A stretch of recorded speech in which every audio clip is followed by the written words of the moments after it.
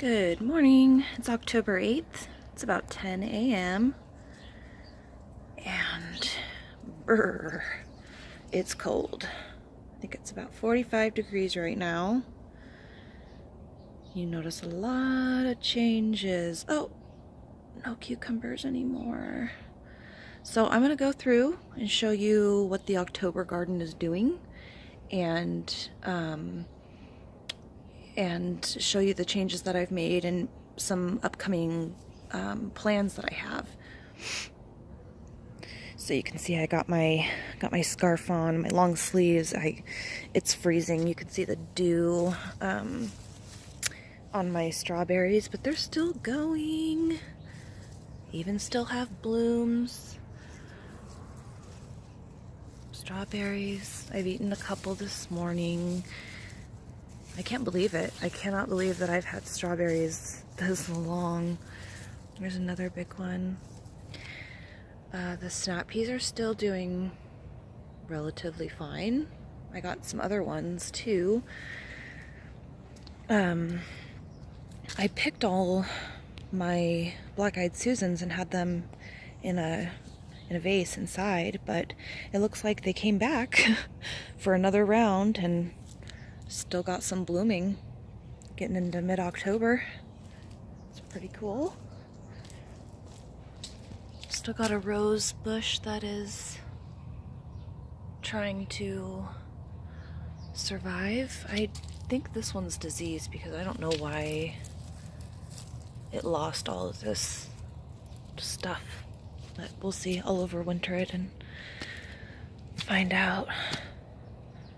That's where the cucumber was. We just ate the last two. I had them in the fridge. And we ate the last two for dinner last night. I made cucumber salad. And I used some of my dill, which I'm allowing to go to seed now. Hopefully it's being pollinated. I don't think I looked up how to pollinate dill. Our apple tree is still going insane. I have a cold too. I don't know if you can hear that over the mic. Yep. Everything's starting to die back. Oh, what? Just can't keep up with the apples dropping. They're a pink-fleshed apple. I should just, like, what is it called? Grafting, or not grafting, propagating one of the branches, because it's a very old apple tree and hasn't been pruned, and it's huge, and it's obviously got like some kind of copper fungus on the leaves. So I think it's gonna have to come down sooner rather than later.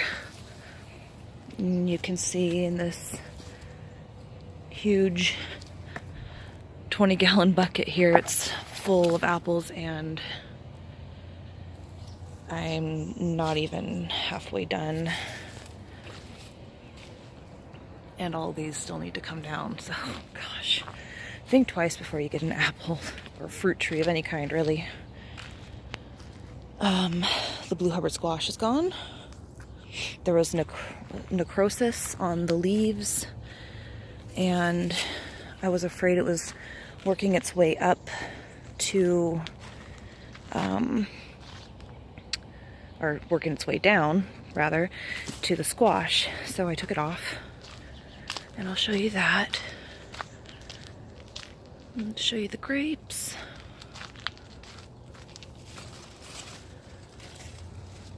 Grapes are getting there.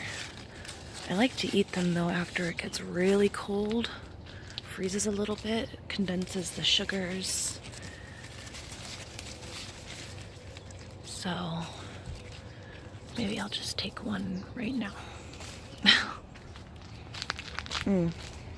Tastes like grape candy. Problem is they have seeds. But that doesn't matter when you use them to make jelly. So let me show you the front of the house. I'll show you the squash and a couple other things. What are you doing? Are you digging a hole? You gonna dig? Are you gonna dig? Oh, are you gonna dig? Are you gonna dig? Let me see you dig. Let me see you dig. Come on. Oh, he won't do it for the camera. Come on. Before we go to the front, I wanted to show you my mint and hyssop garden. This is the mint. Those little ones back there are hyssop. So obviously the mint is like really taking over the hyssop. And then this is spearmint that I think the previous owners had planted. It just keeps coming back up. So, but yeah, it's still going. I can still come out here and, Darwin! Oh, sorry about that.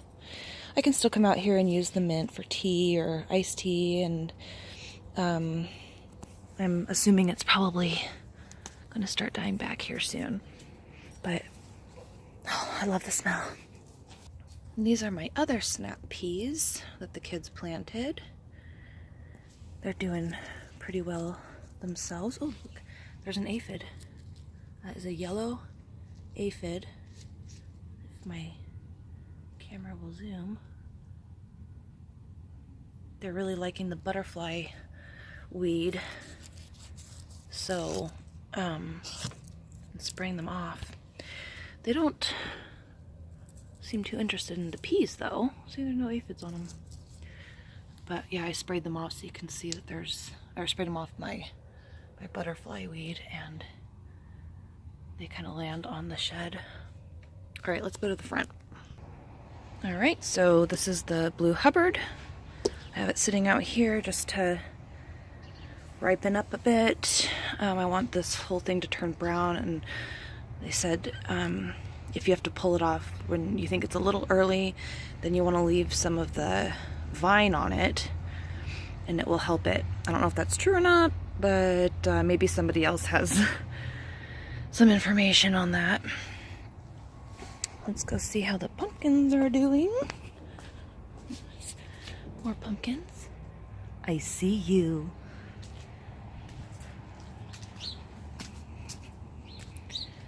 Kids got their first jack-o'-lanterns out, sitting next to the big boys, Brittany and Bruce. Get a lot of looks. Definitely not as big as we thought it would be, but all in all, pretty good for our first year. Another interesting thing that's going to keep me busy during the off season is I've been caring for this magnolia tree for over 5 years now, and we had all these weird growths. Here's one. Maybe we can zoom in on that. There, it's like hot pink. And there's another. So I ended up doing some research, and I found out that 10 to 25 years after a magnolia has been planted, they will begin to fruit. And yes, oh, look, there's one right here next to me. Inside this little bulge are these little red fruits. So what I did is I did some research into how to germinate these seeds, and I harvested a bunch of seeds yesterday. Or not seeds, these are the fruit, the red fruits that are inside of this, and inside the fruit is the little black seed. Got to be very patient with these, so I have to put them in the fridge for about 3 months, and then they take 1 to 2 months to actually germinate. After that, it takes 10 to 15 years for these trees to get their first bloom.